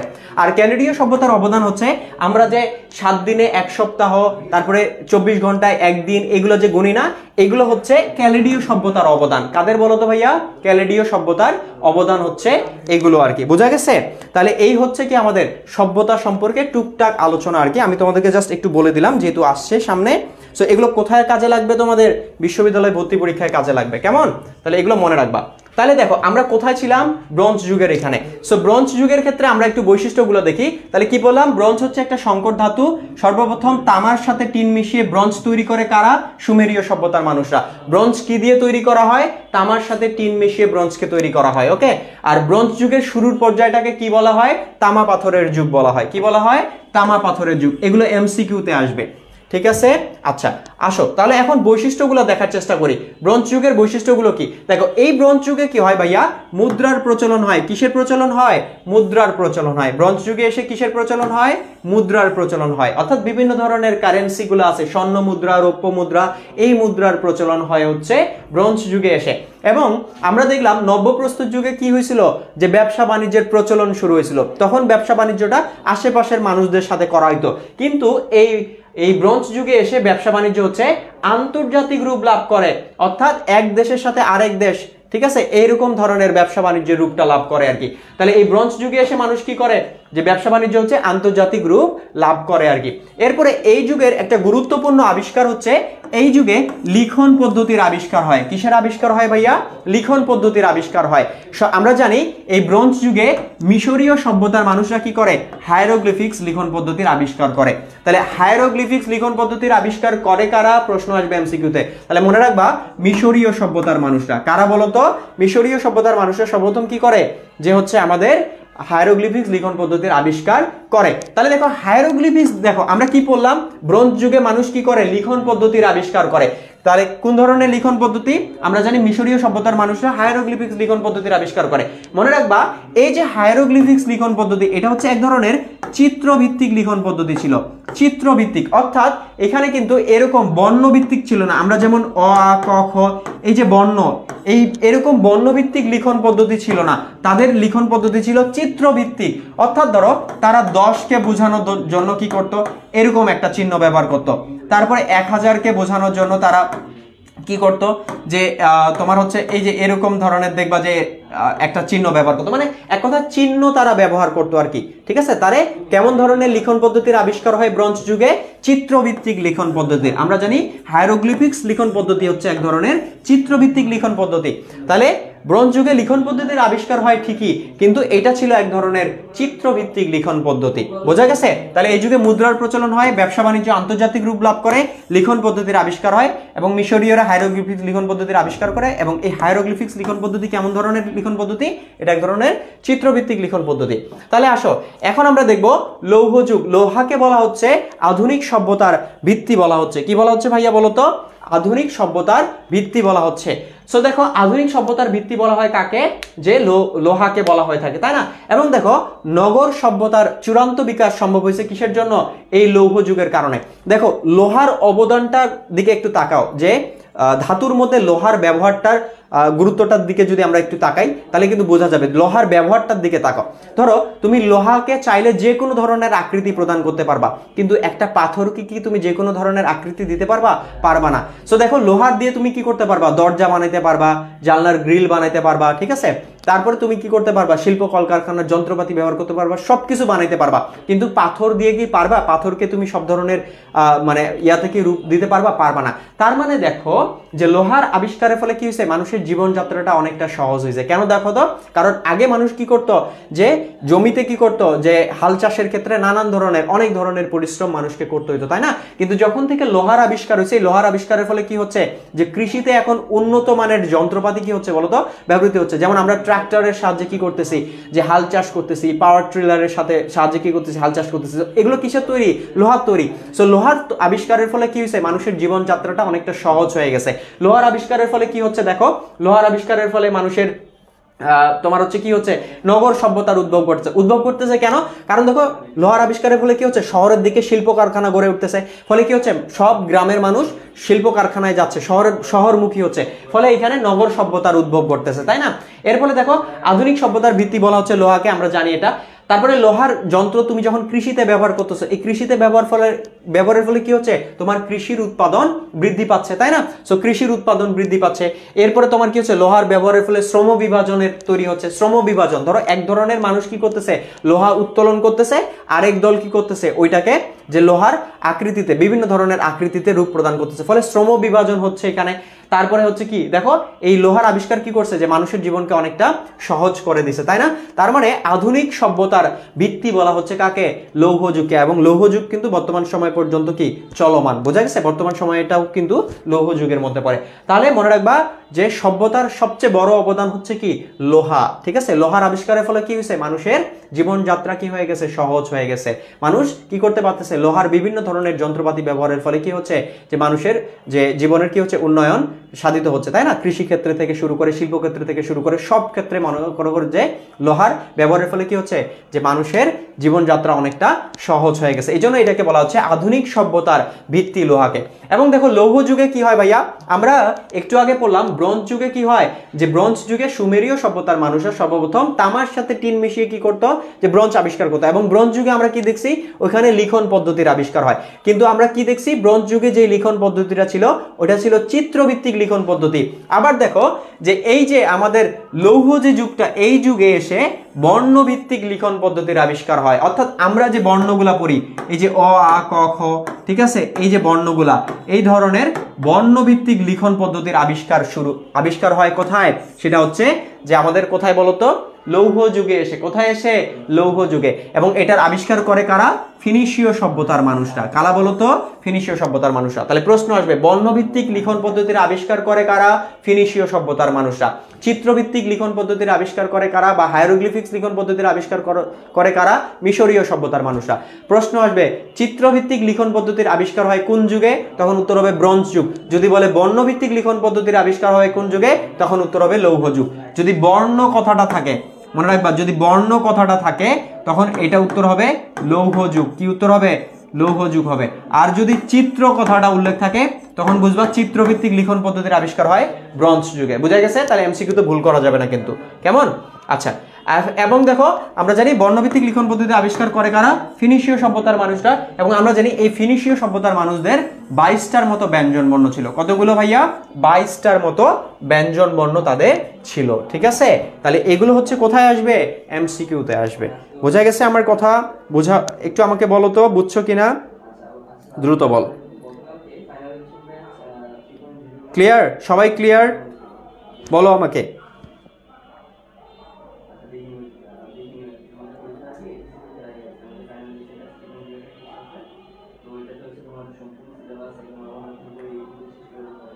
সবাই বুঝছো এটা?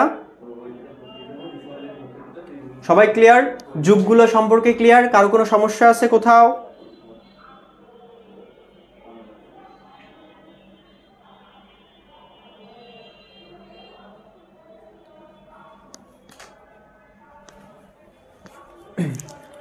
হামজা ভাই, 2-3 মিনিট নিতে পারবো? আর 5 মিনিট সর্বোচ্চ। ওকে, ঠিক আছে, থ্যাংক ইউ। ওকে, সো দেখো এখন আমি একটু ছোট্ট করে তোমাদেরকে সিন্ধু সভ্যতাটা বলে দিই, হ্যাঁ? তাহলে তোমরা বুঝতে পারবা। মনে রাখবা যে পৃথিবীর আমরা কি জানি, সিন্ধু সভ্যতা, সিন্ধু নদের, আমরা জানি সিন্ধু নামে একটা নদ আছে, তাই না? সিন্ধু নদের ইংরেজি নাম হচ্ছে ইন্দুস ভ্যালি। কি বলতো? ইন্দুস ভ্যালি হচ্ছে সিন্ধু নদের নাম, ইংরেজি নাম আর কি। তাহলে সিন্ধু নদের ইংরেজি নাম হচ্ছে ইন্দুস ভ্যালি আর কি, ঠিক আছে। এখন কথা হচ্ছে এই যে সভ্যতা, এই সভ্যতাটাকে সিন্ধুস ভ্যালি সিভিলাইজেশন বা সিন্ধু সভ্যতা কেন বলা হচ্ছে? দেখো আমরা জানি আমাদের পৃথিবীর প্রত্যেকটা সভ্যতা কোনো না কোনো নদকে বা নদীকে কেন্দ্র করে গড়ে ওঠে, ঠিক আছে। ঠিক সেম এই যে সিন্ধু সভ্যতাটা, এটাও একটা নদীকে কেন্দ্র করে গড়ে উঠছিল, যে একটা নদকে কেন্দ্র করে গড়ে উঠছিল, যার নাম হচ্ছে সিন্ধু নদ। অর্থাৎ এই সিন্ধু সভ্যতা সিন্ধু নদকে কেন্দ্র করে গড়ে উঠেছিল বলেই এই সভ্যতার নামকরণ করা হয় সিন্ধু সভ্যতা। কি বলা হয় বলতো ভাইয়া? সিন্ধু সভ্যতা। সিন্ধু সভ্যতার অপর নাম হচ্ছে হরপ্পা সভ্যতা, অর্থাৎ এই সভ্যতাটাকে হরপ্পা সভ্যতাও বলা হয়ে থাকে, ঠিক আছে। কি বলা হয়? হরপ্পা সভ্যতা বলা হয়। এবং এই সিন্ধু সভ্যতা হচ্ছে ভারতীয় উপমহাদেশের একটা সভ্যতা।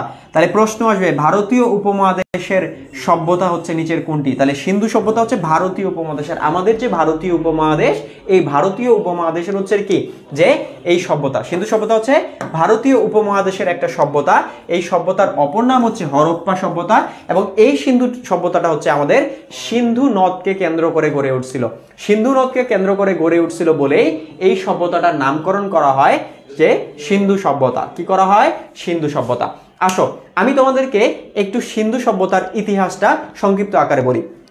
দেখো 1615 সালের দিকে, যে দেখো সিন্ধু সভ্যতার ইতিহাসটা জানতে হলে আমাদেরকে একটু ব্রিটিশ ইস্ট ইন্ডিয়া কোম্পানি পর্যন্ত যেতে হবে আর কি। হ্যাঁ, আমি সংক্ষিপ্তভাবে বলি যে আমরা জানি যে 1615 সালের দিকে কি করে সম্রাট জাহাঙ্গীর কি করে, যে ব্রিটিশ ইস্ট ইন্ডিয়া কোম্পানিকে ভারতীয় উপমহাদেশে কি করে বাণিজ্য করার অনুমতি প্রদান করে। তো যখন 1615 সালের দিকে সম্রাট জাহাঙ্গীর কি করে, ব্রিটিশ ইস্ট ইন্ডিয়া কোম্পানিকে ভারতীয় উপমহাদেশে হচ্ছে কি করে যে বাণিজ্য করার যখন সুযোগ দেয় বা যখন হচ্ছে অনুমতি দেয়, তখন তারা কি করে যে ভারতীয় উপমহাদেশে আসে, ব্রিটিশ ইস্ট ইন্ডিয়া কোম্পানি ভারতীয় উপমহাদেশে আসে এবং তারা কি করে যে ভারতীয় উপমহাদেশের বিভিন্ন জায়গায় তারা কি করে বাণিজ্য কুঠি স্থাপন করে। তো স্পেশালি তারা কি করতো যে উপকূলীয় যে অঞ্চলগুলো আছে, অর্থাৎ সমুদ্রের তীরবর্তী যে অঞ্চলগুলো আছে, ওই জায়গাগুলোতে তারা বাণিজ্য কুঠিগুলো স্থাপন করতো। এই জায়গাগুলোতে বাণিজ্য কুঠি স্থাপন করার একটা অন্যতম কারণ ছিল যে সমুদ্র পথে তারা কি করতে পারতো, যে যাতায়াত করতে পারতো আর কি, ঠিক আছে। তো দেখো অনেকগুলো তারা বাণিজ্য কুঠি স্থাপন করে। তো এই যে বাণিজ্য কুঠিগুলো যে স্থাপন করলো, এই বাণিজ্য কুঠিগুলো স্থাপন করার জন্য পরিচালনা করার প্রয়োজন আছে না এগুলোকে। তো এই বাণিজ্য কুঠিগুলো বিভিন্ন উপকূলীয় অঞ্চলে যে বাণিজ্য কুঠিগুলো যে তারা তৈরি করছিল আর কি আমাদের ব্রিটিশ ইস্ট ইন্ডিয়া কোম্পানি, এই বাণিজ্য কুঠিগুলোকে পরিচালনা করার জন্য তারা কি করে তৎকালীন হচ্ছে 3টা প্রেসিডিয়াম তৈরি করে, অর্থাৎ 3টা এই পরিচালনাকারী সংস্থা হচ্ছে তারা তৈরি করে আর কি, ঠিক আছে, অফিস তৈরি করে। একটা হচ্ছে বাংলা, একটা বোম্বে, আর একটা হচ্ছে মাদ্রাস, এই 3 জায়গায় আর কি, বোঝা গেছে। এই 3 জায়গায় তারা কি করে যে 3টা প্রেসিডিয়াম তৈরি করে এবং এই 3 জায়গায় তারা 3টা গভর্নর নিয়োগ করে এবং তিনজন করে প্রকৌশলী তারা নিযুক্ত করে। তো বাংলায় একজন প্রকৌশলীকে ওই সময় নিযুক্ত করা হয়, যার নাম হচ্ছে চার্লস মার্শাল। কি নাম? Charles Marshall. তো এই চার্লস মার্শাল কি করেন যে কিছুদিন গভর্নর হিসেবে দায়িত্ব পালন করেন, দায়িত্ব পালন করার কিছুদিন পরে হুট করে তিনি কাউকে কিছু না বলে হুট করে তিনি হারায় যায় আর কি, ঠিক আছে। তো তিনি যখন হুট করে কাউকে কোনো কিছু না বলে চাকরি ছেড়ে তিনি যখন চলে যায় এবং পরবর্তীতে তার সন্ধানও পাওয়া যায়নি আর কি। তো যখন সন্ধান পাওয়া যাচ্ছিল না তখন কি করা হয়, নতুন করে বাংলায় কি করা হয় আরেকজন গভর্নরকে নিয়োগ দেওয়া হয় আর কি। তো এই বর্তমান গভর্নর কিছুদিন মানে বাণিজ্য কুঠিগুলো হচ্ছে দেখাশোনা করে। তো পরবর্তীতে ওই যে চার্লস মার্শাল যিনি প্রথম গভর্নর ছিলেন, কাউকে কিছু না বলায় যিনি চলে গেছিলেন আর কি, উনি কি করেন যে 1826 সালের দিকে যে বর্তমান গভর্নর আছে আর কি, যাকে নবনিযুক্ত করা হয়েছে, ওই বর্তমান গভর্নরকে কি করে একটা চিঠি লিখে এবং ওই চিঠিটার মধ্যে তিনি বলেন যে আমি যখন বাংলার গভর্নর হিসেবে ছিলাম তখন আমি ওই জায়গাতে একটা প্রাচীন সভ্যতার নিদর্শন পেয়েছিলাম আর কি। সো তিনি ওই চিঠিতে যে ব্রিটিশ ইস্ট ইন্ডিয়া কোম্পানির যে বাংলায় নবনিযুক্ত যে গভর্নর ছিল ওনাকে তিনি মানে অনুরোধ করছিলেন যে তারা যাতে কি করে যে ওই প্রাচীন নিদর্শনটার কি করে ইতিহাসটা বা ওই প্রাচীন মানে প্রাচীন নিদর্শনগুলোর বিষয়টা যাতে তারা খুঁজে বের করার চেষ্টা করে। তো দেখো যে ব্রিটিশ ইস্ট ইন্ডিয়া কোম্পানির ভারতবর্ষে আসার মূল কারণ কি ছিল? বাণিজ্য করা। তারা তো ভারতবর্ষের প্রত্নতাত্ত্বিক নিদর্শনগুলো উদ্ধার করতে আসেন, তারা বাণিজ্য করতে আসে। তো পরে তখন কি করে ওই নতুন গভর্নর কি করে যে ওই চার্লস মার্শাল বা যিনি পূর্বের গভর্নর ছিলেন ওনার কথাটাকে গুরুত্ব না দিয়ে তিনি কি করেন যে ওনার কথাটাকে কোনো প্রকার গুরুত্ব দেন না দিয়ে তিনি হচ্ছে শাসনকার্য পরিচালনা করতে থাকেন আর কি। তো পরবর্তীতে কি হয় যে পরবর্তীতে 1856 সালের দিকে, কত সালে? 1856 সালে ভারতবর্ষের যোগাযোগ ব্যবস্থার উন্নয়নের জন্য রেল লাইনের কার্যক্রম শুরু হয় আর কি, ঠিক আছে। রেল লাইন তৈরির কার্যক্রম শুরু হয়। তো তখন লাহোর থেকে তোমার হচ্ছে করাচি থেকে লাহোরে আর কি রেল লাইন তৈরি করার কাজ চলতেছিল আর কি। তো আমরা জানি রেল লাইনে কি করতে হয় ভাইয়া, পাথর দিতে হয়। তোমরা যখন দেখবা রেল লাইনের উপর দিয়ে যখন হাঁটো তখন দেখবা রেল লাইনের মধ্যে পাথর দেওয়া আছে, তাই না? তো ওই যে রেল লাইনে যে পাথরগুলো, ওই পাথর মানে ওই জায়গায় লাহোর থেকে করাচি পর্যন্ত, করাচি থেকে লাহোর পর্যন্ত যে রেল লাইন তৈরি করা হচ্ছিল, ওই জায়গার যে শ্রমিকরা আছে, ওই শ্রমিকরা কি করে, ওই শ্রমিকরা হচ্ছে রেল লাইনে পাথরের জায়গায় তারা যে আমাদের সিন্ধু সভ্যতার যে বিভিন্ন ধরনের যে ধ্বংসাবশেষ ছিল, ইটগুলো ছিল, ইটের ধ্বংসাবশেষগুলো ওরা পাথরের পরিবর্তে রেল লাইনে ওইখানে ব্যবহার করে। পরবর্তীতে এটা হচ্ছে জন মার্শালের চোখে আসে আর কি। উনি তখন কি দেখে যে এই পাথরগুলো উনি দেখে, এবং দেখে তার কাছে মনে হয় যে এটা একটা কোনো একটা সভ্যতার ইয়া হবে আর কি। পরবর্তীতে তিনি করেন জন মার্শাল দুজন ভারতীয় প্রত্নতাত্ত্বিক কি করেন, যে এই মানে এই যে প্রাচীন যে প্রত্নতত্ত্ব আর কি, বা এই যে প্রাচীন যে সভ্যতা, এই প্রাচীন সভ্যতার মানে বিষয়বস্তুগুলো খুঁজে বের করার দায়িত্ব দেন। তার মধ্যে একজন ছিলেন দয়ারাম সাহানি, আরেকজন হচ্ছেন কি, যে একজন হচ্ছে দয়ারাম সাহানি ছিলেন, আরেকটা হচ্ছে কি যে দয়ারাম সাহানি, আরেকজন হচ্ছে আমাদের কি যেন ভুলে গেলাম নামটা, রাখাল দাস বন্দ্যোপাধ্যায়। এই দুজনকে কি করেন, যে হচ্ছে দায়িত্ব প্রদান করেন। তো এরই পরিপ্রেক্ষিতে 1921 সালের দিকে আমরা জানি, এরই পরিপ্রেক্ষিতে কি হয়, যে 1921 সালের দিকে আমাদের কি হয়, যে এই জন মার্শালের নেতৃত্বে 1921 সালের দিকে, কত সালে, 1921 সালের দিকে দয়ারাম সাহানি কি করেন, হরপ্পা সভ্যতার আবিষ্কার করেন। কোন সভ্যতার আবিষ্কার করেন? হরপ্পার সভ্যতার আবিষ্কার করেন। এবং এর ঠিক এক বছর পরে পাকিস্তানের সিন্ধু প্রদেশের লারকানা জেলার মহেঞ্জোদারোতে আমাদের রাখাল দাস বন্দ্যোপাধ্যায় কি করেন, যে 1922 সালের দিকে একটা সভ্যতার আবিষ্কার করেন, যেটা নাম হচ্ছে মহেঞ্জোদারো সভ্যতা। তাহলে দেখো জন মার্শাল কি করে, দুইজন ভারতীয়কে দায়িত্ব দেয় এই সভ্যতার বিষয়গুলো আবিষ্কার করার জন্য। এরই পরিপ্রেক্ষিতে দয়ারাম সাহানি 1921 সালের দিকে কি করে, যে হরপ্পা সভ্যতার আবিষ্কার করে। দয়ারাম সাহানির হরপ্পা সভ্যতা আবিষ্কার করার ঠিক এক বছর পরে রাখাল দাস বন্দ্যোপাধ্যায় কি করেন, যে আরো একটা সভ্যতা আবিষ্কার করেন, মহেঞ্জোদারো সভ্যতা। তো এই যে হরপ্পা সভ্যতা এবং এই যে মহেঞ্জোদারো সভ্যতা, এই দুইটা সভ্যতা সিন্ধু নদকে কেন্দ্র করে গড়ে উঠছিল বলে এই দুইটা সভ্যতার একত্রে জন মার্শাল এই দুইটা সভ্যতার নামকরণ করেন সিন্ধু সভ্যতা। অর্থাৎ সিন্ধু সভ্যতা বলতে আমরা একটা সভ্যতাকে বুঝি না, হরপ্পা সভ্যতা এবং মহেঞ্জোদারো সভ্যতার মিশ্রণকে বুঝি আর কি। তাহলে যেহেতু মহেঞ্জোদারো সভ্যতা এবং হরপ্পা সভ্যতা এই দুইটা সভ্যতা সিন্ধু নদকে কেন্দ্র করে গড়ে উঠছিল, সেই জন্য জন মার্শাল এই সভ্যতার নামকরণ করছিলেন সিন্ধু সভ্যতা। কি সভ্যতা বলতো? সিন্ধু সভ্যতা। তাহলে প্রশ্ন আসবে, হরপ্পা সভ্যতা কত সালে আবিষ্কৃত হয়? 1921 সালে। তারপরে মহেঞ্জোদারো সভ্যতা কত সালে? 1922 সালে। কে আবিষ্কার করেন মহেঞ্জোদারো সভ্যতা? রাখাল দাস বন্দ্যোপাধ্যায়। হরপ্পা সভ্যতা আবিষ্কার কে করেন? দয়ারাম সাহানি। বোঝা গেছে? তাহলে এইভাবে কিন্তু প্রশ্নগুলো আসবে। তাহলে যেহেতু সিন্ধু নদকে কেন্দ্র করে গড়ে ওঠে এই দুইটা সভ্যতা, সেহেতু এই সভ্যতাগুলোর নামকরণ করা হয় কি ভাইয়া, যে আমাদের হরপ্পা সিন্ধু সভ্যতা। কি বলতো? সিন্ধু সভ্যতা। এবং সিন্ধু সভ্যতা ভারতীয় উপমহাদেশের একটা সভ্যতা। এটার অপর নাম হচ্ছে কি, যে হরপ্পা সভ্যতা। ঠিক আছে, এটার অপর নাম কি? হরপ্পা সভ্যতা। এবং দেখো এই সিন্ধু সভ্যতার বিশেষ পরিচিতি কিসের জন্য? তার উন্নত নগর ব্যবস্থার জন্য। ঠিক আছে, উন্নত এবং সুপরিকল্পিত নগর ব্যবস্থার জন্য হচ্ছে আমাদের এই সিন্ধু সভ্যতাটা সবচেয়ে বেশি যে পরিচিত আর কি। ঠিক আছে, এবং আমরা জানি সিন্ধু সভ্যতার যে নগর জীবন, এই নগর জীবন ছিল অত্যন্ত সুপরিকল্পিত ছিল। এবং এদের যে এদের নগরের রাস্তাগুলো ছিল অনেক বড় বড় রাস্তা, অনেক বড় বড় লেনের রাস্তাগুলো ছিল, রাস্তাগুলো অনেক প্রশস্ত ছিল। তারপরে রাস্তায় নিয়মিত ব্যবধানের ল্যাম্পপোস্ট থাকতো। রাজশাহীতে যাদের বাড়ি তারা দেখবা যে রাজশাহীর রাস্তাগুলোতে কি করা হয়েছে, যে নিয়মিত ব্যবধানের ল্যাম্পপোস্টগুলা লাগানো হয়েছে, লাইট লাগানো হয়েছে বিভিন্ন ধরনের। তো ওইরকম ধরনের রাস্তায় নিয়মিত ব্যবধানে তাদের কি ল্যাম্পপোস্ট ছিল। তারপর তাদের যে বাড়িঘরগুলো, এগুলো উন্নত মানের ওয়াটারপ্রুফ ইট দিয়ে তৈরি ছিল। এই বাড়িগুলো আর কি, বাড়িগুলো হচ্ছে ইটের তৈরি ছিল। এবং তাদের নগর জীবনের যাবতীয় প্রয়োজনীয় বিষয়বস্তু সবকিছু তাদের বিদ্যমান ছিল আর কি। অর্থাৎ নাগরিকদের জন্য যত ধরনের সুযোগ সুবিধা, সব ধরনের সুযোগ সুবিধা ওইখানে বিদ্যমান ছিল। তার নগর জীবনের প্রয়োজনীয় সুযোগ সুবিধা বিদ্যমান ছিল। এবং এদের গোসলখানা, প্রয় প্রণালী, পৌরসভা, সাংস্কৃতিক শিক্ষা প্রতিষ্ঠান, এগুলো ছিল অত্যন্ত উন্নত মানের আর কি। বোঝা গেছে? এবং এদের যে নারী পুরুষরা ছিল, এরা কিন্তু কি করতো, যে অনেক তোমার হচ্ছে কি, মানে ঝলমলে পোশাক পরিধান করত, তারপরে হচ্ছে নানান ধরনের অলংকার তারা হচ্ছে ব্যবহার করতো আর কি। তাহলে এই হচ্ছে কি সিন্ধু সভ্যতার বৈশিষ্ট্য। তাহলে যদি প্রশ্ন আসে যে সুষ্ঠু পরিকল্পিত জীবন ছিল, নগরের রাস্তাগুলো প্রশস্ত ছিল, নিয়মিত ব্যবধানে ল্যাম্পপোস্ট ছিল, তারপরে বাড়িঘরগুলো ইটের তৈরি ছিল, তারপরে নগর জীবনের প্রয়োজনীয় সুযোগ সুবিধা বিদ্যমান ছিল। উদ্দীপকের যদি দিয়ে বলে কোন সভ্যতার কথা বলছে, তাহলে কি বুঝবো? সিন্ধু সভ্যতার কথা বলছে। ঠিক আছে, তাহলে এটা তোমরা মনে রাখার চেষ্টা করবা। তাহলে সিন্ধু সভ্যতার আবিষ্কারের ইতিহাস বলছি, সিন্ধু সভ্যতার বৈশিষ্ট্য বলছি, এরপরে সিন্ধু সভ্যতার ধ্বংসের একটু কারণ আছে, জাস্ট একটু বলে দেই। সিন্ধু সভ্যতা কেন বিলুপ্ত হয়েছিল? অনেকেই ধারণা করে যে 2750 খ্রিস্টাব্দের দিকে কি হয় যে একটা বন্যা হয়েছিল, ভয়াবহ বন্যা হয়েছিল, এই ভয়াবহ বন্যায় কি হয়, সিন্ধু সভ্যতার মানুষদের কি হয়, মারা যায় আর কি, অর্থাৎ সিন্ধু সভ্যতার এখানে বিলুপ্ত ঘটে আর কি। অনেকেই বলে যে বন্যা, মহামারী, প্লাবন ও ভূমিকম্প, যে 2750 অব্দের দিকে, খ্রিস্টপূর্ব 2750 অব্দের দিকে একটা ভয়ঙ্কর বন্যা হয়, যে বন্যায় কি হয়, সিন্ধু সভ্যতার হচ্ছে পতন ঘটে বলে অনেকেই ধারণা করে। এছাড়া তাপমাত্রার পরিবর্তনের কারণে, জলবায়ুর পরিবর্তনের কারণে কি হয় যে তাদের মানে জলবায়ুর পরিবর্তনের কারণে, তাপমাত্রার পরিবর্তনের কারণে, এবং দেখো তাদের যে গড় বৃষ্টিপাতের পরিমাণ আর কি ওই সময় কমে যায়।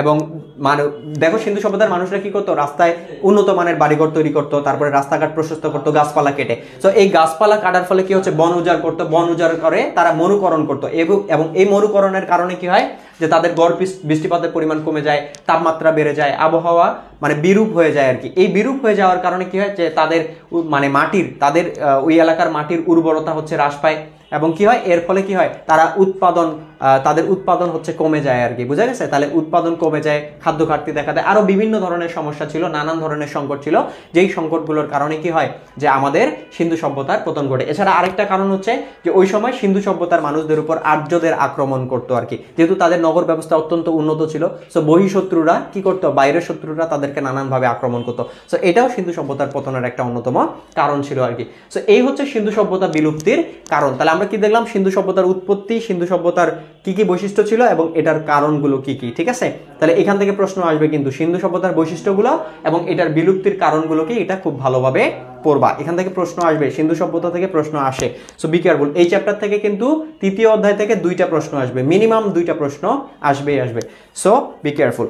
আচ্ছা, এখন আমাকে বলো বুঝতে পারছো কিনা, কারো কোথাও সমস্যা আছে কিনা আমাকে বলো দ্রুত।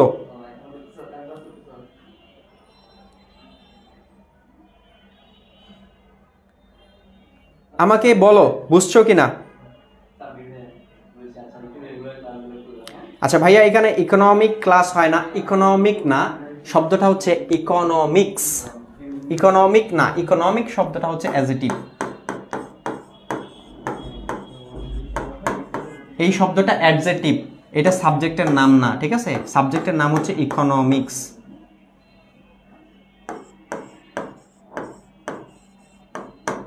সি এই যে এস যুক্ত থাকবে, এটা হচ্ছে ইকোনমিক্স, এটা সাবজেক্টের নাম। আমি এই সাবজেক্টে পড়ি তো, সো কেউ এটা উচ্চারণ করলে রাগ উঠে যায়, সো এই জন্য বলতেছি আর কি। অনেকে আসো লাইভে, ইকোনমিক বলবা না কখনো, ইকোনমিক্স বলবা। এটা কতবার শেখাবো আর তোমাদেরকে, বলো। আচ্ছা জি ভাইয়া ক্লিয়ার, ওকে জি স্যার ক্লিয়ার। ভাইয়া ওয়ারি বটেশ্বর এগুলো পড়াবেন কিনা? এগুলো পড়াবো ইনশাল্লাহ, সমস্যা নাই। ওকে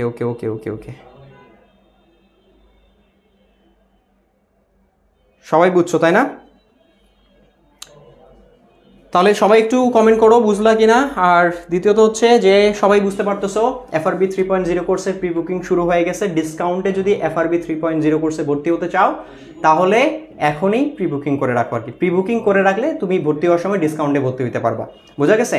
এবং আমি তাদেরকেই প্রি বুকিং করতে বলবো যারা অ্যাকচুয়ালি ভর্তি হতে চায়, তারাই শুধুমাত্র প্রি বুকিং করিও আর কি, ঠিক আছে? আর সবচেয়ে বড় কথা হচ্ছে ভাইয়া যে তোমার মানবিক বিভাগের সাবজেক্টগুলোর ক্ষেত্রে 4টা সাবজেক্ট পড়ার ক্ষেত্রে যদি বলি 1490 টাকা খুব বেশি একটা বিগ ডিল না, বা ধরো পুরো কোর্সের কথাই যদি বলি 2490 টাকা কিন্তু কিছুই না। তুমি যদি বাইরে একটা সাবজেক্টে পড়তে যাও, তুমি ধরো আইসিটিও যদি কোর্স আকারে পড়তে যাও, রাজশাহীতে যেটা পড়ানো হয় আইসিটির একটা কোর্স 10,000, 12,000, 15,000 করে পড়ানো হয়। ইংলিশের একটা কোর্স 14,000, 15,000 করে পড়ানো হয়। বাংলার একটা কোর্স 10-12,000 টাকা দিয়ে পড়ানো হয়। তাহলে একটা কোর্সের জন্য তুমি 12,000 টাকা ওইখানে পে করতেছো, সেখানে তোমাকে আবার যাতায়াত করতে হচ্ছে, নিজের শরীরের ক্লান্তি আছে, অনেক কিছু। আর এখানে তুমি ঘরে বসেই ক্লাসগুলো করতে পারতেছো মাত্র 2490 টাকায়। এখন তুমি ভর্তি হইলে তোমার পরীক্ষার আগ পর্যন্ত তুমি ক্লাস করতে পারবা। তাহলে তোমার জন্য একটা বিশাল বড় অপরচুনিটি এটা, বুঝা গেছে? এরকম সুযোগ সুবিধা কোথাও পাবে না। আর ক্লাস তো আমাদের অলরেডি দেখতেছোই তোমরা যে ভাইয়া আপুরা তোমাদের জন্য কতটুকু ইফোর্ট দিচ্ছে। আর বিষয়টাও তোমরা হয়তো বা এমনটা ভাবতে পারো যে ফ্রি ক্লাসে হয়তো বা বেশি ইফোর্ট দিচ্ছে, পেইডে ইফোর্ট দিচ্ছে না, এমন দেয় না, এমনটা না। এখানে আমাদের অনেকগুলা, এই যে এখন যে লাইভ করতেছে, এই লাইভ চলতেছে, এই লাইভে আমার অনেক স্টুডেন্ট আছে বা আমাদের অনেক স্টুডেন্ট আছে যারা পেইড ব্যাচেরও স্টুডেন্ট। ওদের কাছ থেকে জিজ্ঞেস করতে পারো, ঠিক আছে? ওরাই বলে দিবে তোমাদেরকে।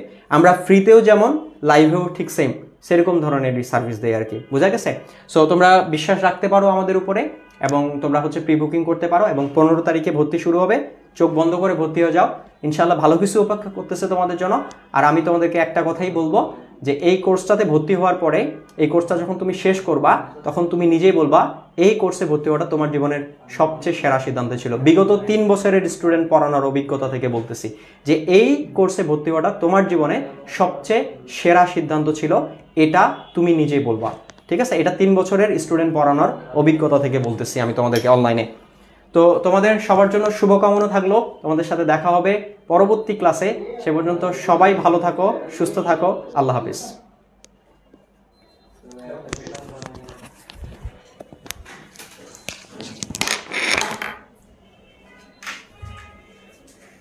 শুধু ফিনিশ করো, বাকিটা